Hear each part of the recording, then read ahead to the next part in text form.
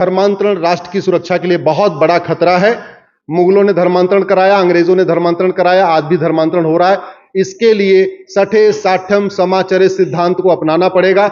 मैं आपसे 5 सवाल पूछता हूं, आप उसका उत्तर जोर से दीजिए, जिससे रिकॉर्डिंग हो रही है, आपकी बात 5 करोड़ लोगों तक पहुंचे।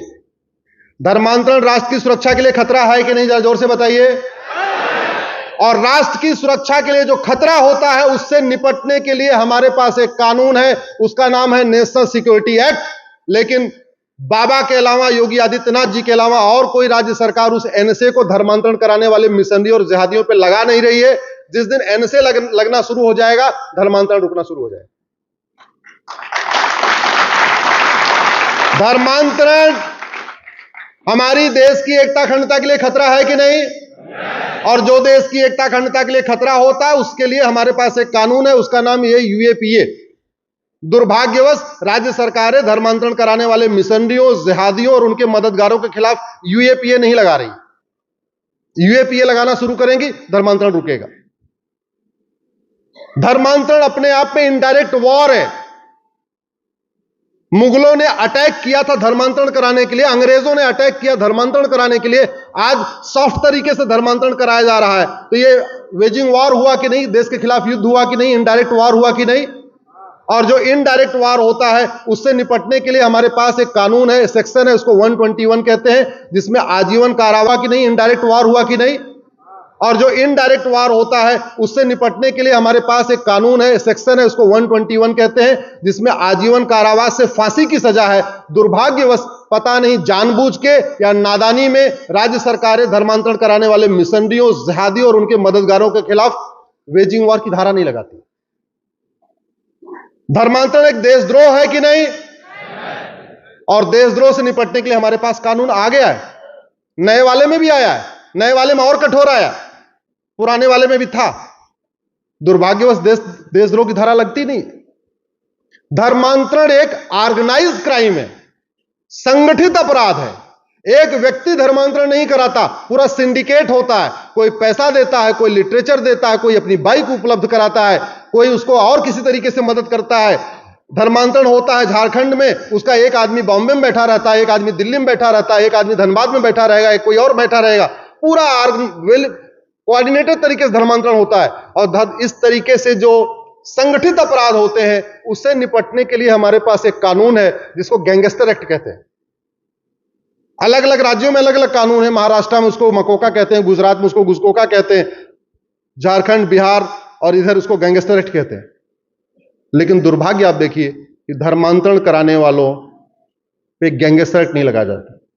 जिस दिन धर्मांतरण कराने वालों पे ये 5 कानून लग जाएंगे, एनएसए लगना शुरू हो जाएगा, यूएपीए लगना शुरू हो जाएगा, सेडिशन लगना शुरू हो जाएगा, वेजिंग वॉर लगना शुरू हो जाएगा और गैंगस्टर एक्ट लगना शुरू हो जाएगा। मैं गारंटी के साथ कहता हूं, धर्मांतरण कराने वाले मिशनरी, जिहादी और उनके सहयोगी जो उनको पैसा देते हैं, आर्थिक मदद करते हैं, ये सारे भारत छोड़ के भाग जाएंगे, गारंटी के साथ। इसलिए मैं एकल अभियान से ये रिक्वेस्ट करता हूं, जब कभी धर्मांतरण की घटना हो, उनसे सीधे लड़ने की बजाय आप रिस्पेक्टिव एसपी को पकड़िए, एसपी से कहिए कि आप इसके खिलाफ एनएसए लगाओ, यूएपीए लगाओ, सेडिशन लगाओ, वेजिंग वॉर लगाओ, गैंगस्टर एक्ट लगाओ। नहीं मानता है, किसी वकील को पढ़िए, एफआईआर कराइए। बहुत जरूरी हुआ मैं खुद संपर्क करूंगा, एसपी से बात करूंगा।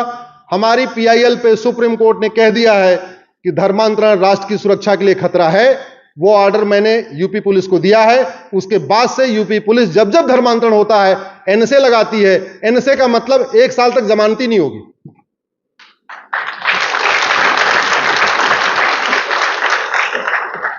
इसी तरीके से घुसपैठ, जो आपके राज्य की बहुत बड़ी समस्या है, आपके राज्य की डेमोग्राफी बदल रही है, इसका भी समाधान कानून। घुसपैठिए घूस दे के आते हैं, घूस दे के आधार बनवाते हैं, घूस दे के राशन कार्ड बनवाते हैं, घूस दे के ड्राइविंग लाइसेंस बनाते हैं, घूस दे के वोटर आईडी बनवाते हैं, सब कुछ घूस दे के कर लेते हैं। बाद में हमारे पास 3 डॉक्यूमेंट होता है, उनके पास 6 डॉक्यूमेंट हो जाता है।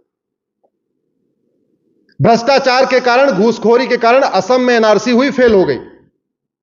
और असम की एनआरसी जो हुई थी, वो वहां पे सर्बानंद सोनोवाल जी, जब वो सामाजिक कार्यकर्ता थे, सोशल एक्टिविस्ट थे, तब उन्होंने पीआईएल फाइल किया और उन्हीं के पीआईएल पे ऑर्डर हुआ और असम में एनआरसी हुई। और आपको जान के आश्चर्य होगा, जब वहां एनआरसी शुरू हुई तो वो खुद ही वहां के मुख्यमंत्री थे। जिसकी पीआईएल पे ऑर्डर हुआ एनआरसी कराने का, वही वहां का मुख्यमंत्री हो, अपनी तरफ से कोई गुंजाइश छोड़ेगा क्या? नहीं। लेकिन उसके बाद भी असम में एनआरसी फेल हो गई। जानते कैसे? पहले तो घुसपैठियों ने 5-5, 6-6 डॉक्यूमेंट बनवा लिए, और जब वो रजिस्टर घर घर जाते हैं बनाने के लिए, जब वो लेखपाल पटवारी कानून गए घर घर बनवाने, वहां उन्होंने फिर 2-2 हजार की नोट पकड़ा दिया। और वो लेखपाल पटवारी कानून को इतने समझदार निकले कि दिन भर में जितने घुसपैठियों का नाम रजिस्टर में एंट्री करते थे, उतने असम वालों का नाम निकाल देते थे। क्यों? जिससे कि रजिस्टर बनने के बाद असम की जनसंख्या वहीं की वहीं रहे, बढ़े न, घटे न बढ़े। अगर वो ईमानदारी से करते तो असम की जनसंख्या बढ़ जाती 40-50 लाख। उन्होंने बड़ा दिमाग लगाया, दिन भर में मान लो 20 लोगों से पैसा लिया, 20 घुसपैठियों का नाम जोड़ा, तो 20 असम के लोगों का निकाल देते थे। जब रजिस्टर कंप्लीट हुआ तो पहले घुसपैठिए कह रहे थे ये एनआरसी रोको, एनआरसी रोको। जब रजिस्टर बन गया, असम के लोग बोलने लगे एनआरसी रोको, एनआरसी रोको। ये भ्रष्टाचार इतना खतरनाक है हमारे लिए। भ्रष्टाचार खत्म हो जाए ना, तो भारत की कम से कम जितनी आपको रूलिंग पार्टियां दिख रही हैं, इसमें एक ही बचेगी बस, बाकी सारी खत्म हो जाएंगी।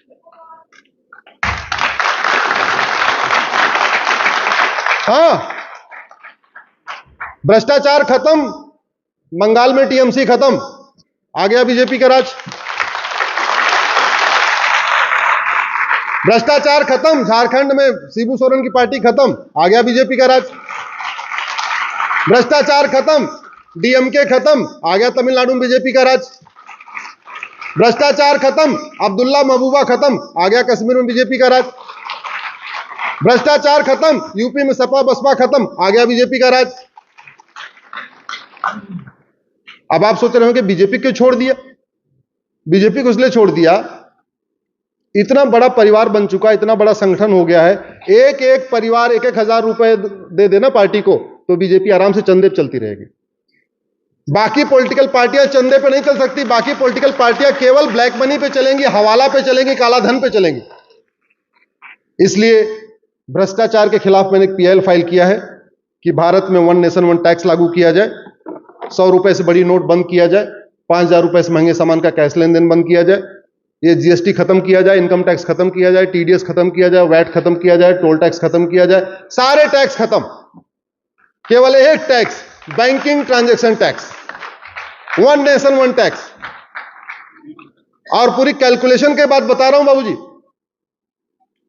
केवल 1% देना है। जब जब आपको ऑनलाइन ट्रांजैक्शन करना है तो 100 रुपए का सामान खरीदना है तो आपको 1 रुपए देना है।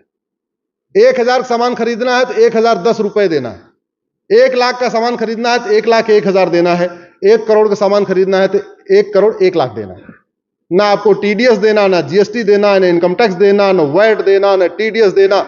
व्यापारियों के लिए टेंशन खत्म। नहीं तो आए दिन कभी जीएसटी इंस्पेक्टर परेशान करते हैं, कभी जीएसटी कमिश्नर परेशान करते हैं, कभी कोई और परेशान करता है, कभी कोई और परेशान करता है, कभी इनकम टैक्स वाले नोटिस भेज रहे हैं, कभी कोई नोटिस भेज रहा है।